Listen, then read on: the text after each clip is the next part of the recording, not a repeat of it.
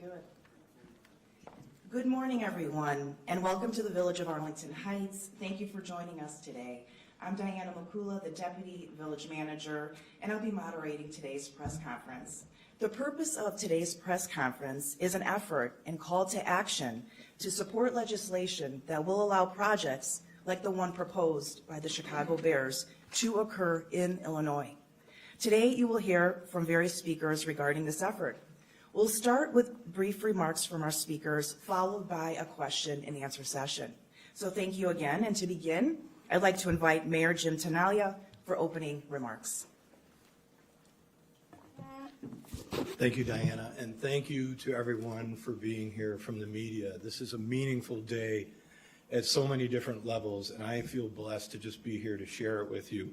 As you can see behind me is an enormous show of support from labor union representatives as well as village elected officials and staff department heads who have been working on this project for no less than 3 years, almost 4 years, to try and make something wonderful happen in Arlington Heights.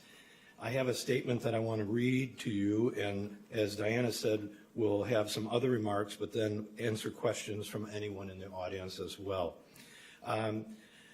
So we're here today to talk about what we as a state need to do to ensure that major private developments like the one proposed in Arlington Heights by the Chicago Bears can occur. I'd like to acknowledge some of our special guests. Behind me and to my side is Senator Mark Walker, Illinois State Representative Nicole Grassi, Superintendents Scott Rowe, Lori Hines, and Judith Campbell. Those are from the school districts 214, 211, and 15. Those are the school districts that are impacted by this project. Heather Larson, who is the Executive Director of Meet Chicago Northwest, my entire Arlington Heights Village Board of Trustees, the senior village staff members, which meaning fire department, police department, engineering, public works, so on and so on. We all want to also acknowledge our partnership with the Illinois EDC, who is also here today. Behind them, if you haven't noticed, is a massive number of representatives from the union leaders in Illinois. Some of them are from the IUOE Local 150, Local 399, Carpenters, IBEW 134, and IATSE Local 2, not to mention all the others as well. Please recognize that these folks are here because they care. We're all here together because we're all troubled by the potential of losing the Chicago Bears' proposed new development and other major investments like it due to the inadequacy of Illinois law. It's an important word to use today. It's just about inadequacy. What the Chicago Bears are proposing would be the largest private invested development in the history of our state. Their proposed privately funded NFL stadium, ready to host major events such as a Super Bowl, Final Four tournaments, would be accompanied by a large mixed-use sports and entertainment district. This development is proposed or projected to generate $10.9 billion in one-time economic activity, 1,800 new permanent jobs, and $2 billion in new tax revenue for local, county, and state governments over the next 40 years. The Chicago Bears Football Club is ready to commit billions of their own money to make this happen. And despite this major investment and all it promises, uncertainty in Illinois property tax law is putting this project in jeopardy, forcing the Bears to look elsewhere. Behind me on the screen is a PowerPoint slide of some property taxes, and it explains a little bit about what was the initial property tax for the park when it was the racetrack fully operational at $3 million, what it became when it was bought for $200 million, and then it talks a little bit about what some of the other comparable stadiums in the country and locally are paying per year. It's an important slide. I hope you all spend a few minutes looking at that because it tells the whole story right there. Because of this information that you're seeing right now, this is why we need to pass a mega projects bill immediately in the legislative term. It was hoped that that would be passed last year in May and again in October. It failed to get that done, but we're hopeful that with a little help from all of us in this room, it can happen this spring. Without such a law, the Bears' property taxes on a new privately owned stadium could be as much as $100 to $200 million a year. The highest bill for any other football stadium in the country is the brand new stadium in Los Angeles, or just outside of Los Angeles, called SoFi. And as you can see on the chart up there, it's only $8.8 million per year. Nobody, and I'm going to repeat, nobody, whether you're a private entrepreneur or a giant corporation, no one would find a way to fund a private investment with that kind of a property tax liability. We can't fumble this opportunity. So I want to make a couple of really important points clear here today. Number one, this is something I hope that everybody talks about coming up here. The Chicago Bears are not capitalized, not asking for taxpayer money to build their stadium in Arlington Heights. It's a big, important piece of this puzzle. I hear about it every day. Well, the Bears don't want to come here because they're not getting enough money from the government to build their stadium. Could not be further from the truth. The Bears have not asked anybody for money to build their stadium. There is nothing in the bill that we're talking about that would involve the transfer of public funds for a new stadium. Neither the Village of Arlington Heights nor the state of Illinois have ever offered that.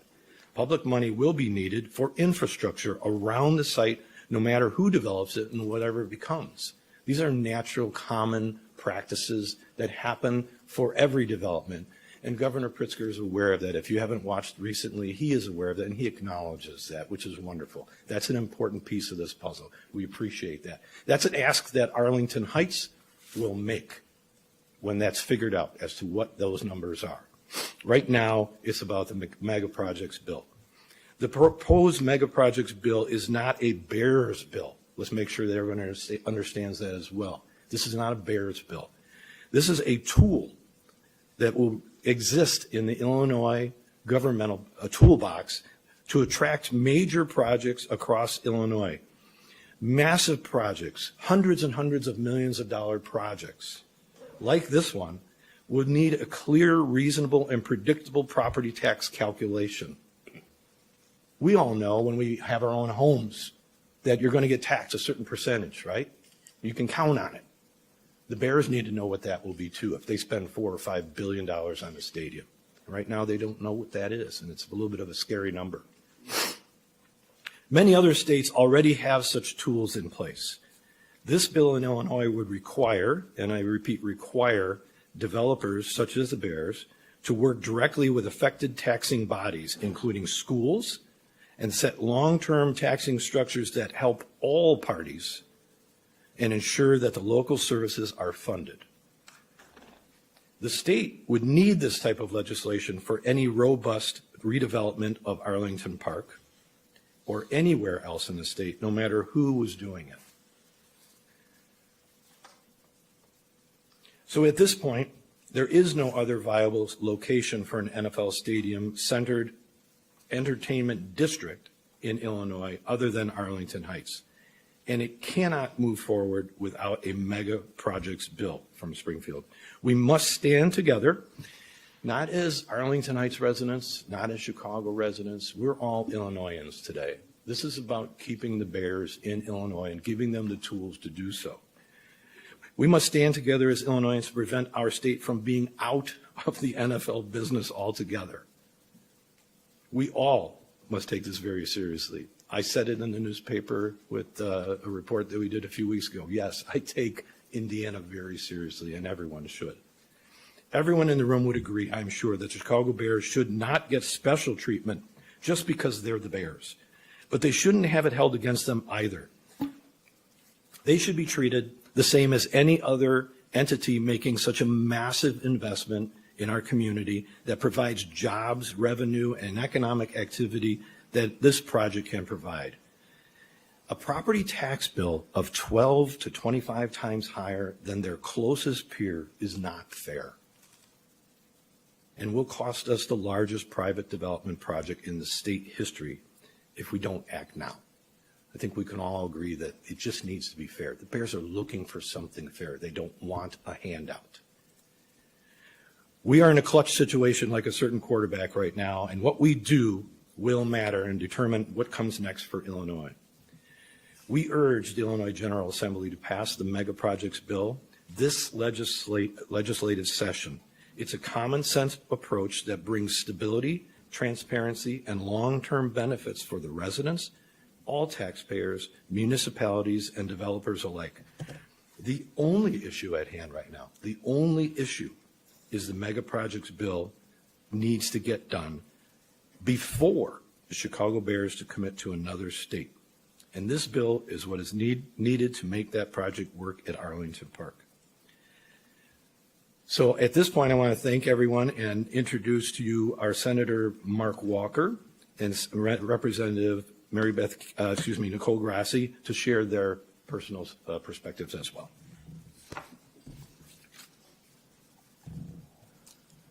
Thank you, Mayor. I'm Mark Walker. I'm the state senator for this area. I'm also the initial sponsor of the mega projects bill. Who is the final sponsor will determine by some negotiation, but I'm carrying it right now. I'd like to make 3 points. I'd like to reiterate that this was structured so that money for the stadium and building the stadium will not come from the taxpayer. Whenever opponents of this say we don't want to give money to the Bears for the stadium, we heard that, and that's how this bill is designed, and the Bears have never asked for that from us. After some initial discussions when we made it clear 3 years ago that it wasn't going to happen. So that's not part of this bill. Second thing is, talking about local taxpayers, the reason this bill is so important, besides it producing a big opportunity for economic development, sales tax, all kinds of revenues for the local areas, is this bill is structured like an updated, more sophisticated version of a TIF. And the thing that makes it special is that the taxing bodies themselves have a hand in developing the plan and signing off on it and negotiating it. It is run by a board that includes the taxing bodies themselves based on how much they're impacted. So the people most impacted by any decision on property taxes, and in this case out here is mostly the school districts, will be the ones that have the most power in determining their future commitments and their future revenues. It is very important that we support education in that way. Finally, it looks like in Indiana that the governor has come forward very strongly in kind of a political way and a PR way, and has made this a key part of his presentation to his legislature. In fact, he is not especially popular right now in Indiana, but that doesn't mean he wouldn't win. And he needs this. The interesting thing about that is that he basically has put forward all kinds of positive statements, but the only thing they've actually passed is a bill that sets up a committee to study this and sets up a sports finance authority to potentially fund it. Both of those things have been done already in Illinois, and our sports finance authority is at least 30 years old. So they're catching up. Speaking on the Bears, my experience with the Bears has been that they are run by a very ethical and loyal family to Illinois. They are managed by a new president who is honest when he says this is not a lever. This is a legitimate consideration of economic opportunities for this company. We take him at his word. He has always been straightforward and honest, and Kevin Warren is that kind of person. So this is not some kind of game. I believe the Bears will, after due consideration, decide to come to Arlington Heights because all of the work has been done. We have agreements on traffic studies, on economic development studies, on environmental studies, we have the infrastructure here, the train track, a station.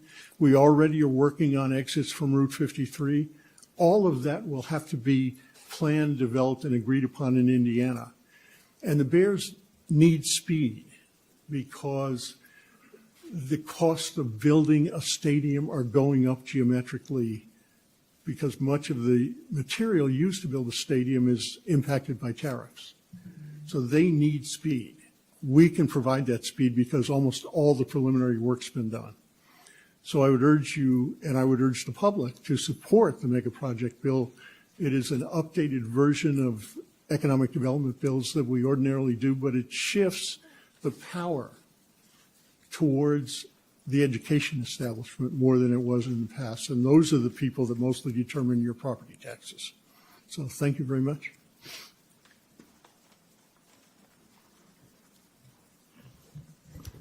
Hello, my name is Nicole Grassi. I'm the state representative with the 53rd District in this area, and I'm grateful to be here. I wanted to speak, as a representative, I am tasked with really taking a look at what best benefits those people I represent in my district, but also what best benefits all in our entire state. And that is why I'm in support of this mega project bill, because it really is an economic tool to bring and allow bigger businesses to come into our state, to create jobs, to support our local communities, our local governments, and most importantly, to help the tax burden for all of us within the state. So I come here in support of the mega project bill and realizing that it's not just about the Bears, but the ways that mega projects can be an important part for all parts of our state. So I really want to take that piece and bring that out. And I also just wanted to mention the importance of having the Bears stay here in Illinois. They've always been an Illinois team. So that it's not just a Chicago issue or an Arlington Heights issue. This, again, is a bigger Illinois issue. We want to keep our Chicago Bears here and allow other mega projects to want to come to Illinois to further our economic development within our state and help all of us. And I just want to quickly say, as someone who was born in Indiana and raised in Wisconsin, I have chosen Illinois to be my home and to stay here. And my hope is that with this mega project, we can make sure the Bears stay here too for all of us. Thank you. Okay. Thank you very much to our speakers and Representative Grassi and Walker. So unless anybody else has some comments that they would like to share this morning, we're going to open it up to a 20-minute question and answer session.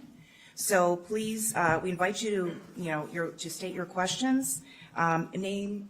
Please provide your name and your outlet. Please keep your questions brief, and we'll move through all of you for about 20 minutes. So thank you so much.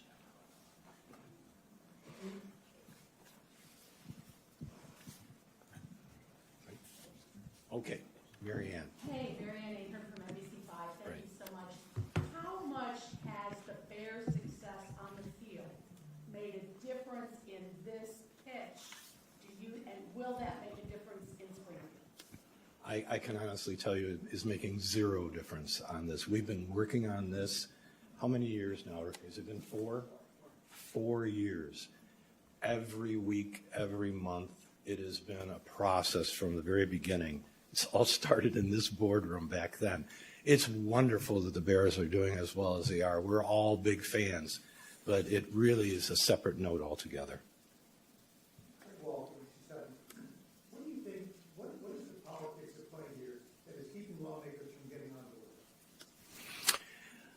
board? That's a tough question. I can tell you that as I started out here with my presentation, we're all Illinoisans today in this room.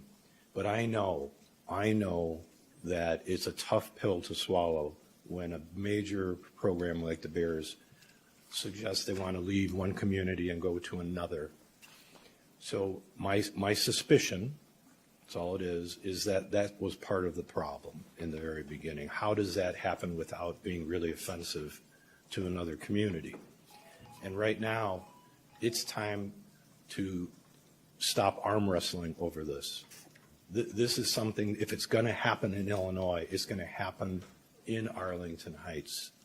And I can tell all of you that I know the Bears want to come here. They've wanted to come here for 40 years.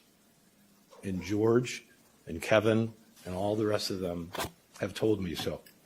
If this doesn't happen in Arlington Heights, it's only because someplace else offered them an opportunity that they just could not refuse.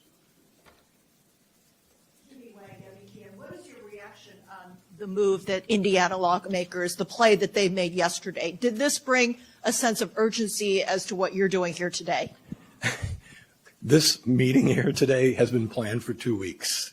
Everything that we've been doing here and trying to gather everybody as we has been worked on for 2 weeks. It's interesting how everything kind of came together at one time like this, but it really had no bearing on what happened in Indiana over the last couple of days. Mayor, Jeff Buckles, WBDM News Radio. You said that the Arlington Heights proposal is the only viable one. Mayor Johnson says his lakefront proposal that he pitched with the Bears 2 years ago is the only viable one, and the delegation that represents Chicago is not really probably that interested in giving up a tenant that's been on the lakefront for 40 or 50 years or so. To you and to the members of the legislature, what are members of the Chicago legislative delegation telling you about what they'll need in order to get to yes on a proposal like this? That's a really tough question. I will answer the first half of that by saying I know that the NFL, as a general conglomerate, there are certain requirements on building a new stadium right now. You must be able to handle a Super Bowl. There must be certain parameters around the stadium for security reasons and so on. It's going to require a certain number of acreage to do that, parking, et cetera, et cetera, et cetera. It's not available in Chicago. As much as Mayor Johnson would like it to be, and as much as those legislators would like it to stay there, it's not possible for it to stay there. That has been communicated again and again and again, and that's why if you speak to the Bears, they will tell you the same thing. We have tried. They spent 2 years trying to figure out how to make it happen in Chicago after they already had bought the property here, and it was unable to make that work. So they're back to here asking for help on this one specific item. And in my heart of hearts, I firmly believe if we can get this detail solved, it will be done.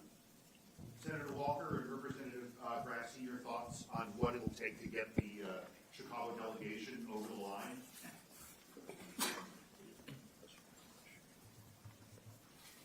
I think you bring up a great question, and that is the elephant in the room.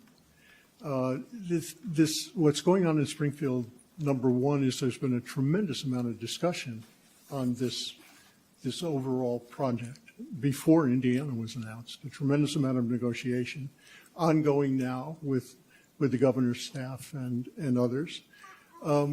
I think the mega project bill is rounding into a general agreement and concept, but the big hurdle is in fact getting votes from the Chicago delegation.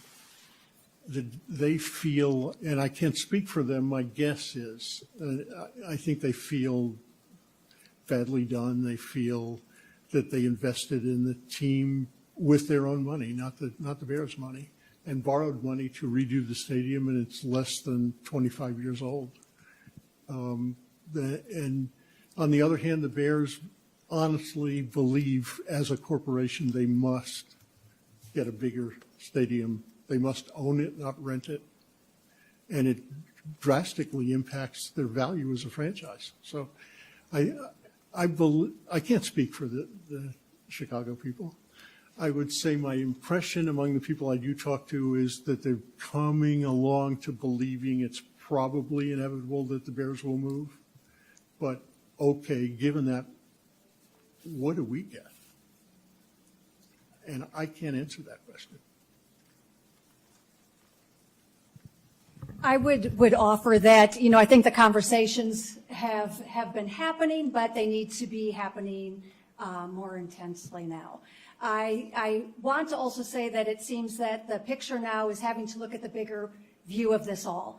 Not only do we as an entire state want the Bears to stay here, but the ways that this mega project will benefit the entire state. It's not just a Bears bill, it is a mega project bill that will help and be an economic tool for all of our state. And that is what I think we need to really focus on and have those conversations around and really see what we can unify together on. And part of that is being a Bears fan wherever their stadium is, we're still Bears fans. So that's what I think matters too.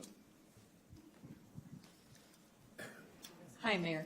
Oh, I want to follow up with one thing really quick. Look at these folks standing behind me. Try to say no to all of them. Try to tell me that Indiana is a better option. These folks are here, hard-working people wanting to do good work in Illinois, and all we're asking for is an opportunity to make that happen. Go ahead. hi, Sabrina Franza from CBS News Chicago. What does Indiana have at this point that Illinois does not? Nothing. I'd say that flip it, of course. But the reality is Indiana is, I'm a business owner, okay? I own my own business here in town for 34 years. And I will tell you this, if someone offered me a deal that I couldn't refuse, pay for this, pay for that, build me this, build me that, it's really hard to say no, really hard. I don't want to get to that point. I want this solved so that Illinois wins, these folks win, we all win. And we know that the Bears has been surveying some of their season ticket holders as to where they think the team should move. Yes. Your message to those season ticket holders? Well, I would say be honest and tell them that, you know, how you feel about taking a train to Arlington Heights and not having to find a parking stall, or enjoying everything that's good about the northwest suburbs, or having to find your way down to northwest Indiana. Those are two pretty opposite choices.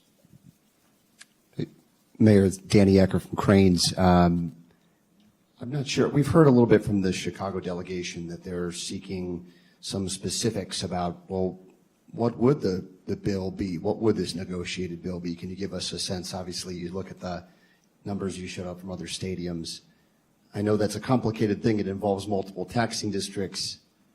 Is there anything you guys, you or anyone else here, was able to commit to at this point to offer some specifics on, here's where we think a legitimate tax bill might be after negotiation, because maybe that will answer this question of perhaps in the mind of those who think, well, it is a break. It is a break. You know, they might say, well, how much of a break? What can you guys say in terms of specifics on that front? I would never use that word as a break. It's not a break. This is an opportunity for these folks and others like them to sit at a table before anything is done, before anything's agreed upon, and calculate the numbers for the next 40 years. If I spend $2 billion, the tax bill will be this. If I spend $4 billion, it will be this. These are opportunities to sit down and navigate those waters and negotiate ahead of time. I'll give you, like I said, if you built a house for your family for $4 million, you know you can expect a tax bill of 2.5%, and that's going to be 25 times 4. It's going to be $100,000 a year in property taxes, right? If I spend $4 billion, what will my tax bill be? And that's what they need to get their arms around. Does it have to be $100 million or $200 million when we're not generating certain needs off of the services in the community? That's what these folks can do. They can sit at that table and make those arguments and get it done. Just a quick follow. I mean, is it fair to assume that the numbers we saw, SoFi, something like that, that's the ballpark you're envisioning for? I know it's not a commitment you can make yourself. No. But If I were, able to wave a magic wand, I would say yes, something in that ballpark, single digits would be something that would make sense to me. But it probably won't be. It'll probably be something more than that. I just hope they can come to an agreement that is tolerable for everyone. Yes. One last, can you, though, walk us through 100 million to 200 million? I mean, How does that happen? yeah, that Okay, seems think about really this. I'll give you the quick math. Again, a $1 million home gets taxed. You can estimate about 2.5%, right? So 2.5% of $1 million, you're going to get a tax bill of $25,000 per year, and that's something you're not going to be able to argue about or debate about. in Cook County. If you start with $4 billion and you do the residential calculation, not commercial calculation, and it's 2.5%, that's $100 million right there. If they spend $5 billion, it's more. And then if they use the commercial tax code, which is, I believe, 7.5%, take 7.5% of $4 billion. We're in the hundreds of millions per year. So these are numbers that are not marketable. They could never finance a project like that. And then if anything were to happen, they could never sell it. There's no buyer for that. So the number has to be tolerable. Just like you would not design your own home or your own office building knowing that your tax bill is going to be out of control, you'll back off and either cancel the project or redesign something smaller. They don't have a choice to redesign something smaller, but they could leave the state. That's what we're really trying to avoid. Maybe I'm naive, and it's not my forte of taxes, but wouldn't a business get a break anyway? I mean, you're talking about residential property. We're talking No, about businesses are taxed 2.5 times of what residentials are. So my little office building in town here is 2.5 times what I paid for my house in town. The commercial entities, every commercial property carries the lion's share of property taxes so that the residents can have a little bit of a break. And I'll say this, one other thing. There are communities in Illinois, one nearby, that have such a wonderful commercial tax program that they've been able to reduce and sometimes remove the residential property tax for that community. Wouldn't that be wonderful? If such a fabulous engine like this happened on this site, retail sales and ticket sales and everything else, that our residents could get a break on their Arlington Heights property taxes. That's something I would love to see happen, and I know our residents would too, so that's my goal. Mayor, what would you say would be the winning argument? What would you say would be the winning argument to say, okay, let's work out a tax structure that is reasonable for the Bears to operate with,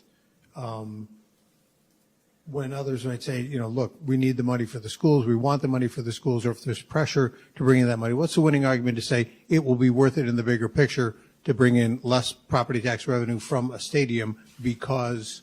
Mark, go ahead. A great question, because that's the question in the public's mind.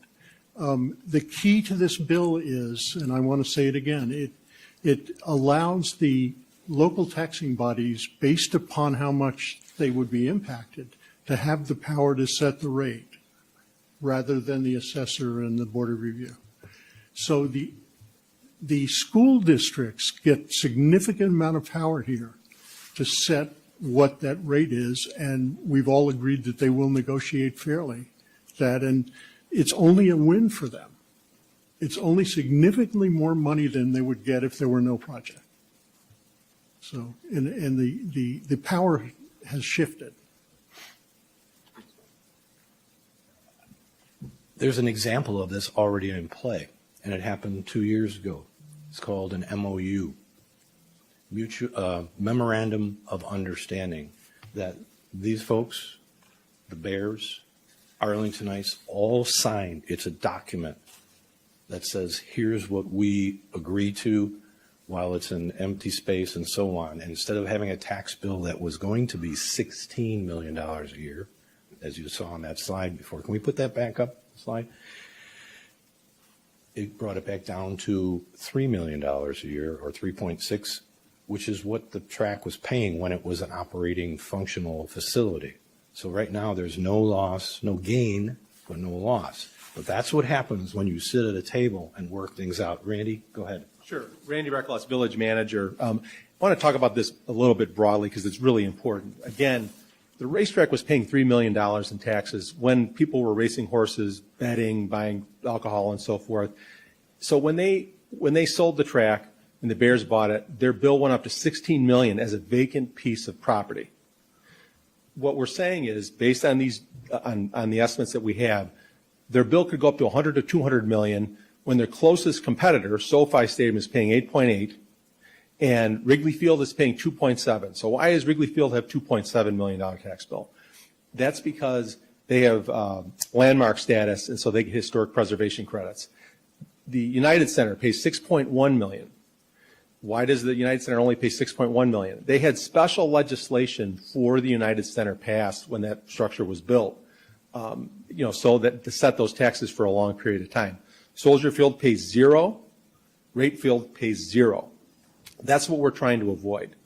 We don't want to have a publicly owned facility or a facility that's getting special legislation from the legislature to fix their taxes.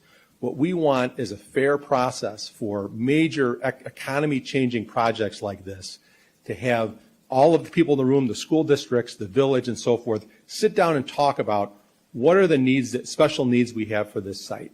What are the things that we're going to have to pay for on this site, and make sure that we have enough revenue over a long period of time to do that. That's what this does. These types of projects are different.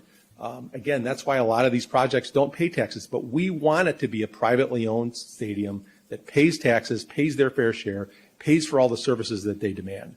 That's what we're looking for, and we want to make sure that the right people are in the room, meaning the school districts, the village, all the local governments, to negotiate that.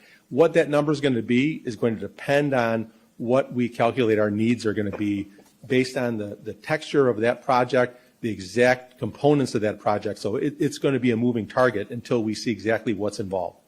Before you go, maybe explain really quickly why Soldier Field and Guaranteed Rate pay zero, and why we're asking it to not. Sure.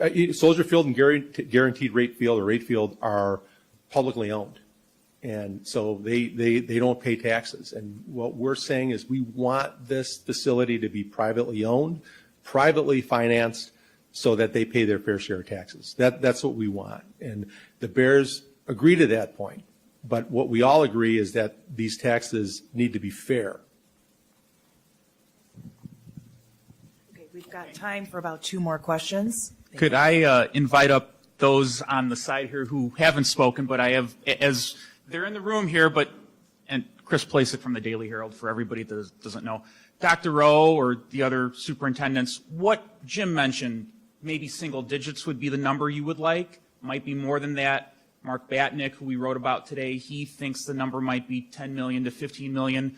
What number would you guys be comfortable with that's between 3 and 200? What's a good number for the schools? I think, we've spoken with each other over the last few years, and we have a memorandum of understanding on a process to set these types of rates, but it is too premature to say that. The honest answer, if you're looking for an honest answer, is it depends. It depends on what's in that mixed use district. It depends on how much revenue is generated generally from the site. Those are the factors that we have to look at, and we work very hard with the school districts to come up with a framework where we're all confident that we can come up with a number that's fair for everybody. And I don't know if anyone has anything else to share. Hi, I'm Lori Hines. I'm the superintendent in District 15, it's the elementary district, and the parcel is in my district entirely. 326 acres are in elementary District 15. 4 years ago when we started this conversation, we set out to ensure 2 things: that our school districts were made whole and didn't suffer as a result of this once-in-a-lifetime opportunity that the Chicago Bears, which I am a lifetime Bears fan, would bring to our district and the neighboring high school districts 211 and 214. Our memo of understanding, in which we worked for 2 years on, make sure 2 things are true. We are made whole from a student perspective. That means any students that are generated from the mixed use portion, not the stadium, potentially the other 200 acres. There could be homes there. How many children are going to come to our district? We need a per pupil expenditure assurance that we don't have to pay for kids that development generated and there are no tax dollars attached to them or student impact fees attached to them. The other component has to do with capital expenditures. If we need to build additions on our schools, which I likely would, and as would 211 and 214, we're going to need some help with capital expenditures. If I have to build a new building, build an addition, so the MOU protects us there as well. We do not have a number. We are not the Cook County Assessor's Office. We are not setting tax rates. We do not have that authority. So that's a misnomer out in the communities. We want those two things, and we have a signed agreement. We feel confident the MOU will ensure that those two things happen. That's what's important to us.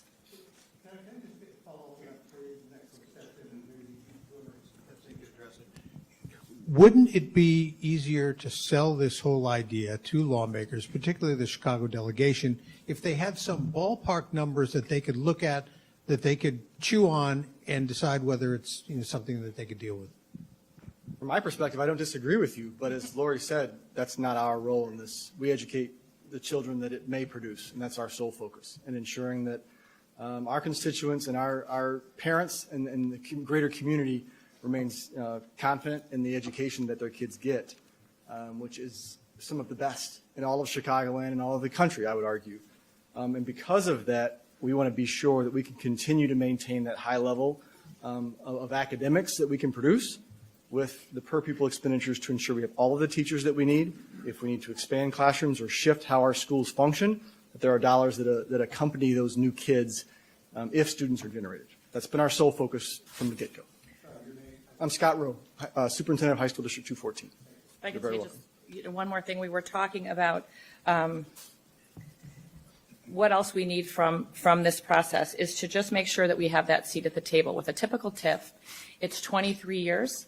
The village gets to enact a TIF, and we don't have a say in its development. The increment is tied up. The monies are tied up for 23 years. We get a small portion each year. So for 40 years, potentially, the municipalities would have the money, and that's where we are vulnerable as a school system and as a community. When we were looking 4 years ago, before you were the mayor, we wrote a letter to Mayor Hayes, and we asked about TIF, the TIF increment financing and the impact. And we said, please allow us to have a seat at the table so we can help develop this process to the extent that we should be involved, so our kids in schools and communities are protected. And we have done that. So that is also another really important component that I think has been lost in translation by news outlets and other folks. We are not trying to, scoop up as much money as we can. That's not what this is about. We want a seat at the table. We have a voice in how it's going to be developed to make sure our interests, and more importantly, the interests of our students and their families, are protected. I was going to make one comment regarding the question about wouldn't it be easier to pass legislation if Chicago and others had an idea of what the taxes were going to be. 2 points on that. One, this bill isn't about just this project. It's creating a framework so projects like this can be negotiated across the state. And I would say no to your point, and this is the reason. The whole idea of this is that people in other parts of the state shouldn't be determining what those taxes should be for a project in Arlington Heights or a project in Chicago or a project in Decatur.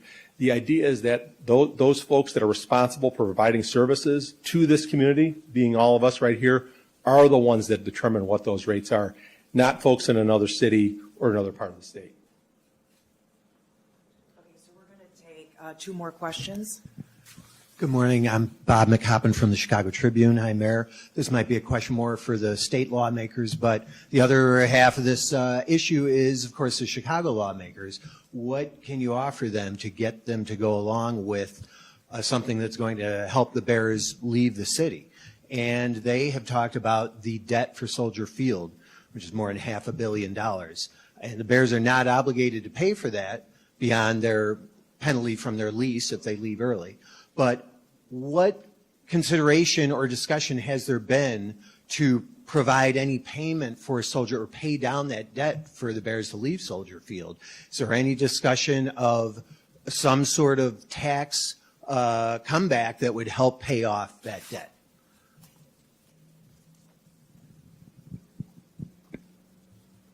It's a very on-point question. There have been plenty of discussions. There have been plenty of ideas tossed around. There have been no commitments made.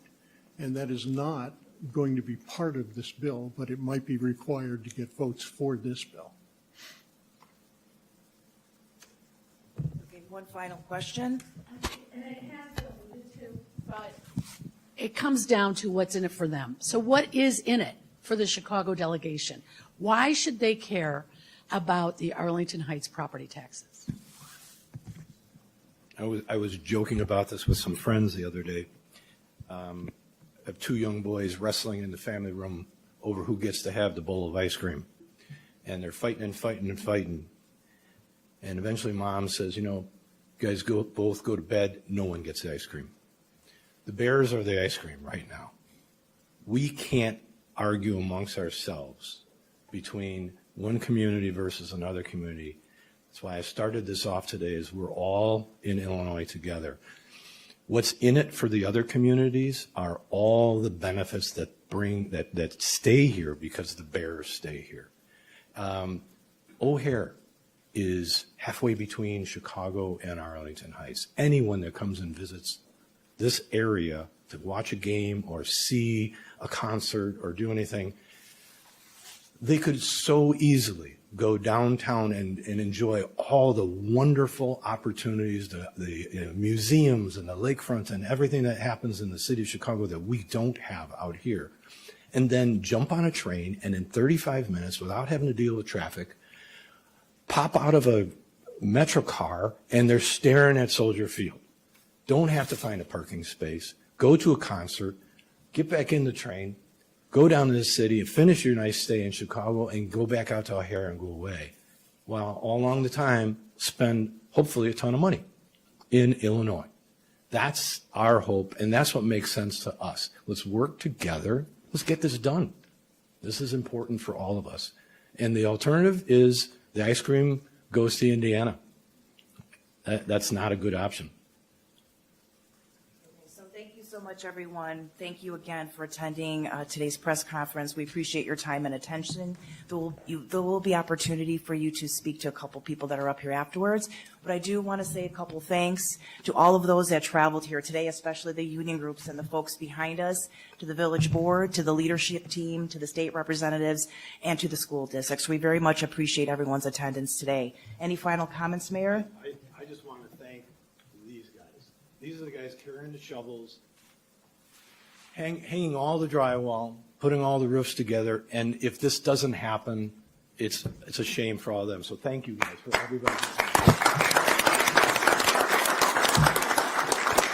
And then lastly, as I said, we've been talking about this internally here at Village Hall for 2 weeks.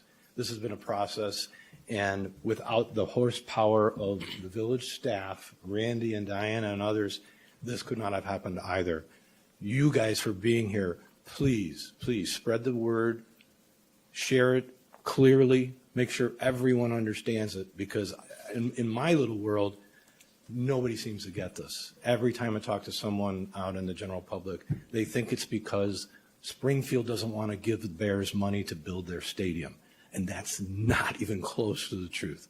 The Bears have not asked for any money to build a stadium. They won't get any money to build a stadium. So thank you all for being here.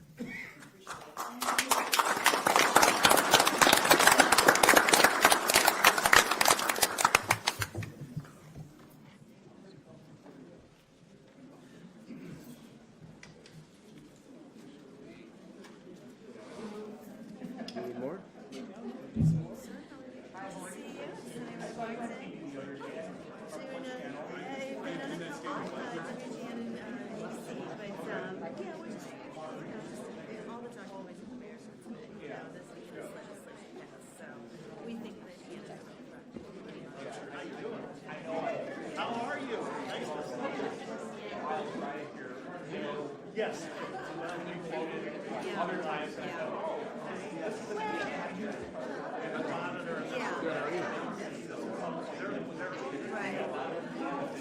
Yeah, it is great to have the support of all those different unions, and there's multiple unions that were standing up there. We kind of give a little profile for Village Network, so I don't want to get on my own lane. No. I mean, No. I was. Always. We're really excited. Why would you even ask that? All we do is listen. Of course I was listening. Legislation is maybe, You didn't learn anything. some of the I think I did, but some of the I'm biased. legislators in Chicago. Yeah. You want to keep it in Chicago? Absolutely. We're for a team now. This is Chicago. My brother lives in Texas, and the football team is not in Dallas. That's different though. Texas is not. You can't compare apples and oranges. You know what I mean?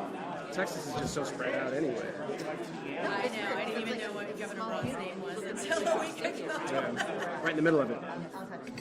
See ya. I have not yet read. mean, they pretty much said it. Are you all clear on what's going on? Yeah, right, it's confusing. No, that's okay, I'll let you get to your job.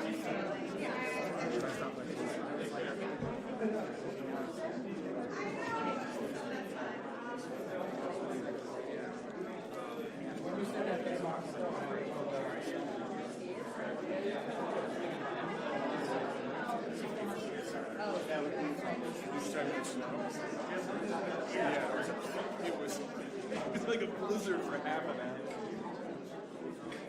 It made me look at the radar.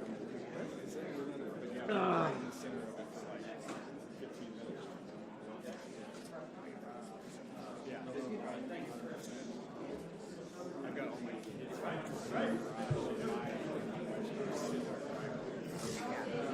Bikes and like I always forget to clear my garage out so I don't have to de-ice my car. Yep.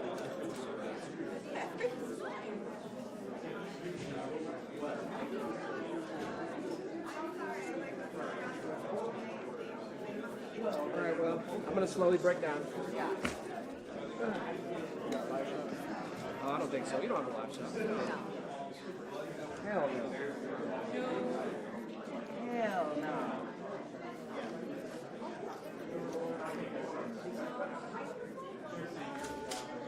And even if we did, we wouldn't.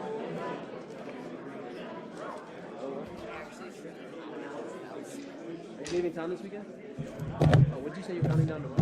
I said I can't imagine what else we might. Oh. Don't